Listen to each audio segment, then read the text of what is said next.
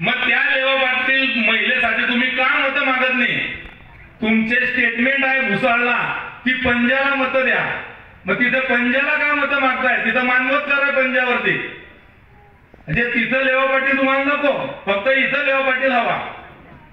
काहीही समाज वगैरे काही नाही आहे, फक्त एकच आहे की आम्ही कसे राहू, बाकी दुसरा कुठेही काही समाजाचा विषय नाही. आणि या चंदूभाऊंनी काही लेवा समाजावर अन्याय केलेलाही नाही आहे.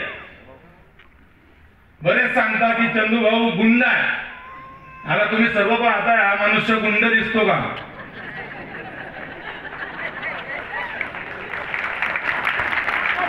अरे गुंड तर ते लोक आहेत ज्यांचे कार्यकर्ते आजही आम्हाला धमक्या देतात की राजू चौधरी बरोबर कोण फिरताय, राजू चौधरी कसा काय फिरतोय, पाहून घेऊ त्याला. तो कोण घंटी सर आहे या घंटी सर, सर्वदूर घंट्या वाजवत बसतो. तो म्हणतो की पाहून घेऊ. अरे मला काय पहा, तू तुझ्या पाठीमागचा अंधारा बघ. मी जर घुसला तुझ्या इच्छात तर सर्व तुला बर्बाद करून टाकेल. काय लोकांना धमक्या देतो ना, राजू चौधरीचं नाव सांगतो. अरे तुझ्या हिंमत आहे तर मत माग. लोक देणारे, मत देणारे लोक आहे. कोणत्याही खोट्या आमिषाला बळी पडू नका.